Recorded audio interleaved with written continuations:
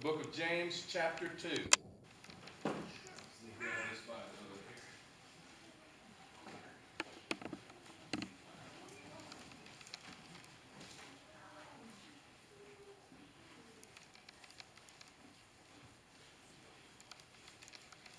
Look at James chapter 2. I'm going to read to you verses 14 through 26. You ready? What good is it, my brothers, if a man claims to have faith but has no deeds? Can such faith save him? Suppose a brother or sister is without clothes and daily food, and one of you says to him, "Go, I wish you well, keep warm and be well fed," but does nothing about his physical needs. What good is it?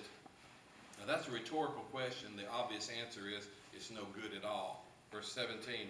In the same way, faith by itself, if it's not accompanied by action, is dead. But someone will say, "You have faith and I have deeds. Show me your faith without your deeds, and I'll show you my faith by what I do." The implication there is that you cannot show you have faith without deeds. You believe that there is one God? Good. Even the demons believe that and tremble. You foolish man, do you want evidence that faith without deeds is useless? Was not our ancestor Abraham considered righteous for what he did when he offered his son Isaac on the altar? You see that his faith and his actions were working together, and his faith was made complete by what he did. And the scripture was fulfilled that said Abraham believed God, and it was credited to him as righteousness, and he was called God's friends. You see that a person is justified by what he does, and not by faith alone. In the same way, was not even Rahab the prostitute considered righteous for what she did when she gave lodging to the spies and sent them off in a different direction? As the body without the spirit is dead, so faith without deeds is dead.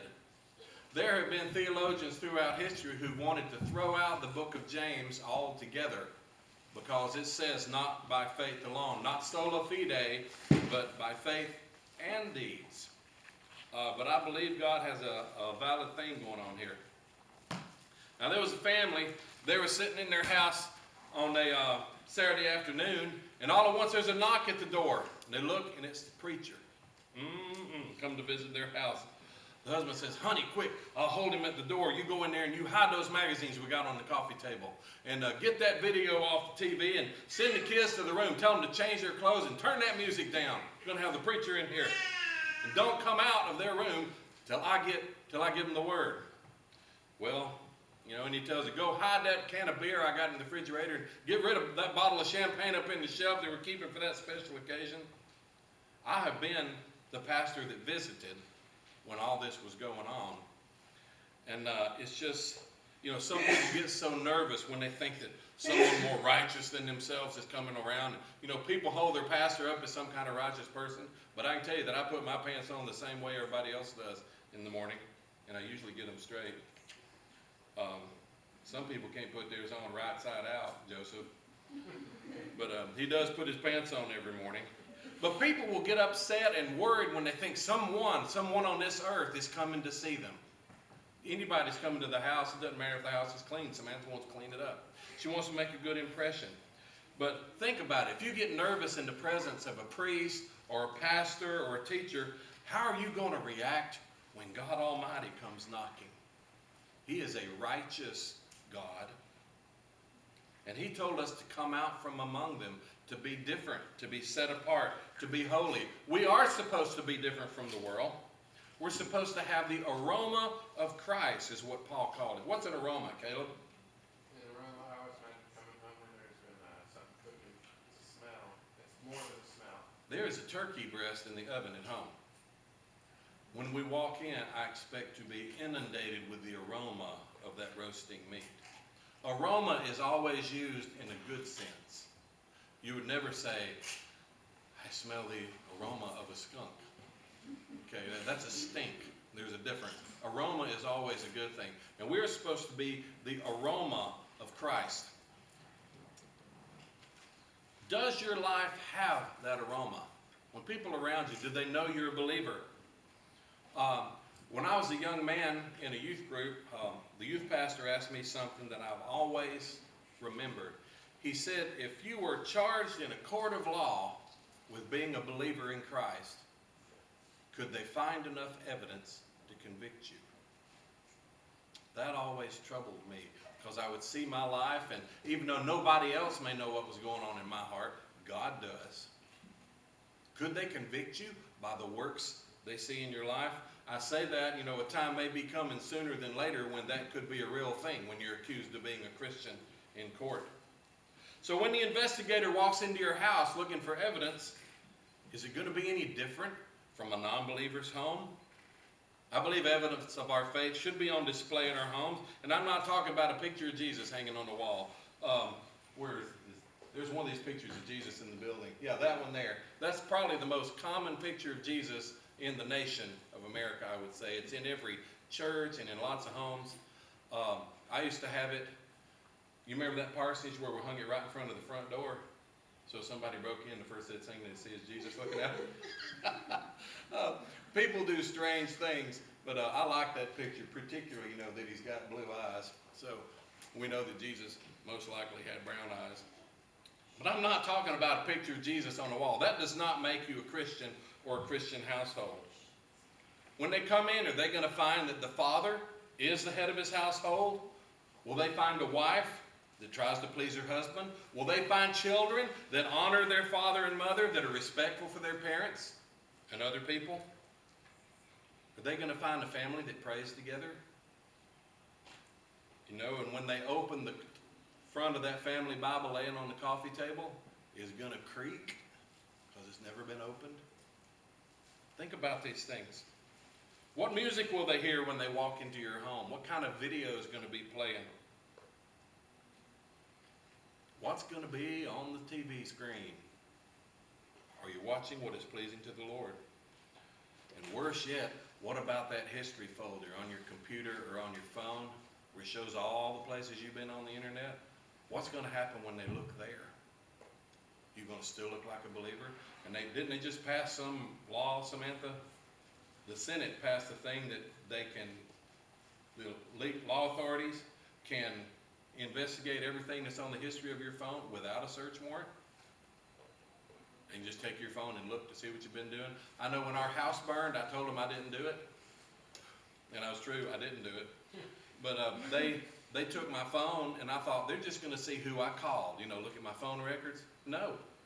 They were looking at where I've been. I didn't even know that was recorded in there. But everywhere I took that phone, it shows every day where it is, and when it was there, and when I came and when I left. It shows what I ate at Wendy's, how long I was there.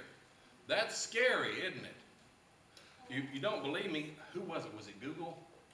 We use Google Maps, right? No, you have Google on your phone. Google's on my phone.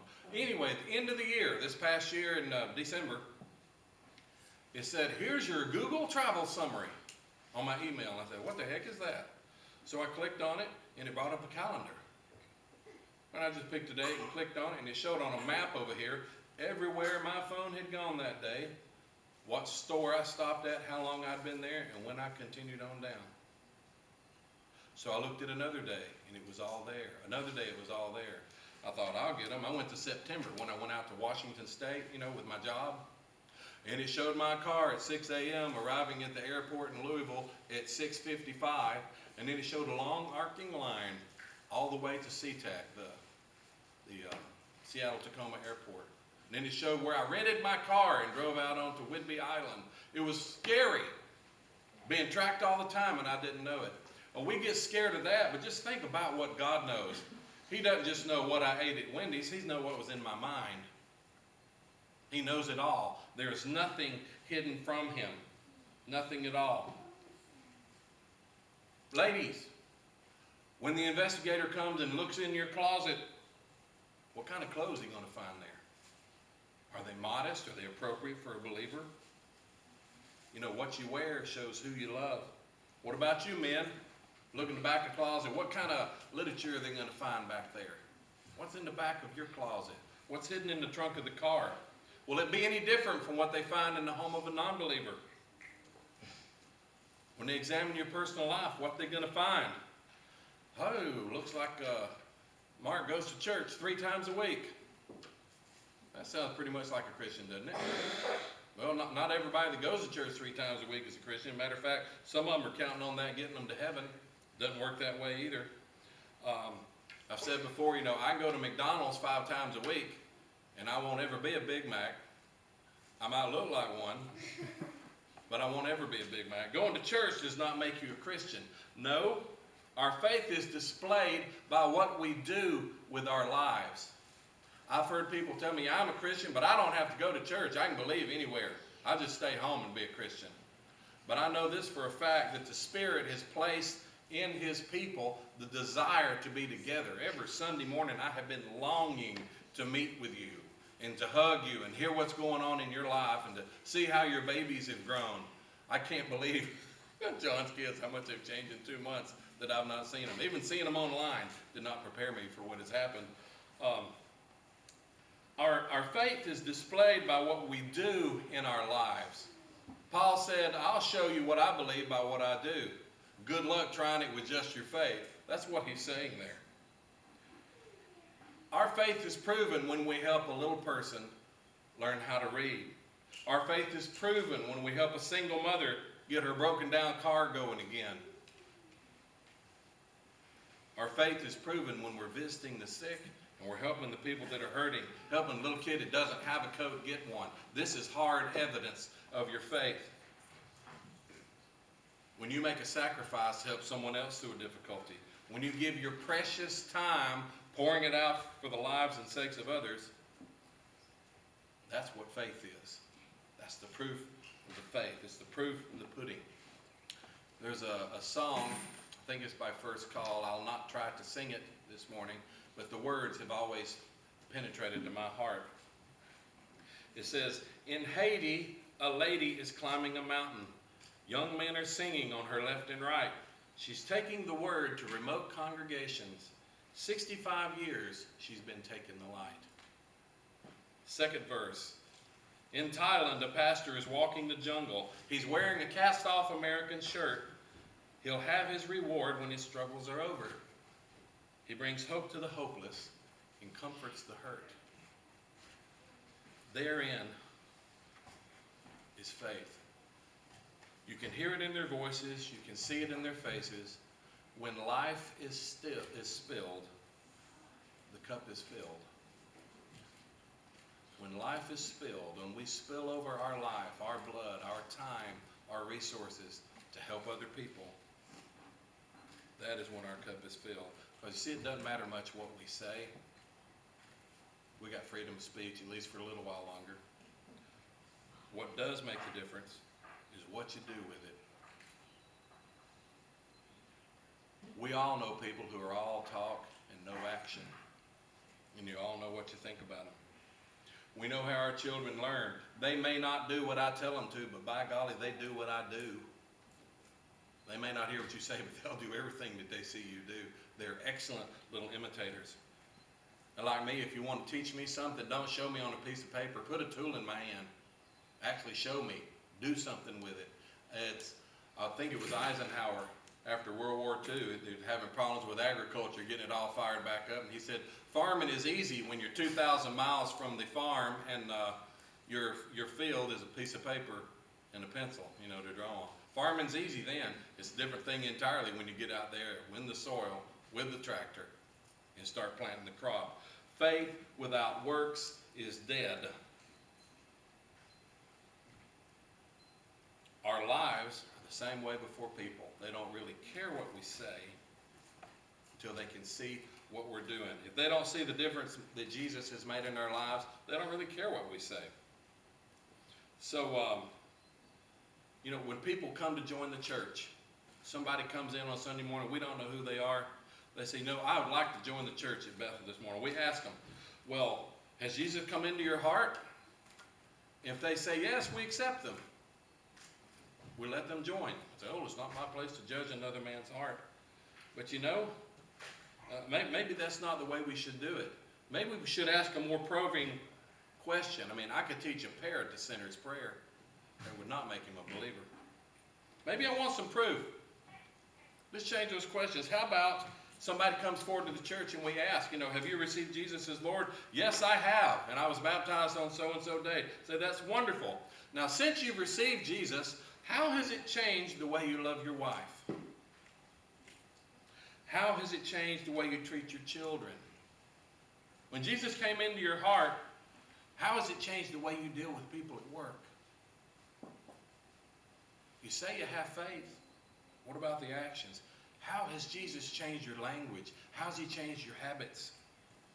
The proof is in the pudding. Anyone can say the prayer. But have you really let Jesus change your lives? Paul said, show me your faith without deeds, and I'll show you my faith by what I do. James 1:22, the chapter before what we read this morning, says, be ye doers of the word and not hearers only. There's only two kinds of people in this world, and that's those who know Jesus and those who don't. And the ones who do know him should be noticeably different from the ones who don't. And if your life is indistinguishable from that of a non-believer, you just might not be a believer. You need to take a serious accounting of your life, weigh it out, see where you really stand with the Lord. Because if we're no different from the rest, these folks will have no reason to believe anything has happened to us. One of my favorite quotes, I know I've said it a lot of times, from St. Francis, from Augustus, I believe it was. Go into every nation and preach the gospel. Use words if necessary. And almost without exception, when we say preach the gospel, you'll picture somebody like me or somebody else standing up on a street corner telling people about Jesus. And that's a very real way to do it. But if your lives do not measure up to that same standard, it's all for naught. In our Wednesday night Bible studies, we try to learn more about the Bible and the different theology and the views presented there and how to really take it to heart. But it doesn't really matter if we can answer all the philosophical questions, if we can articulate all the grand points of theology. It doesn't matter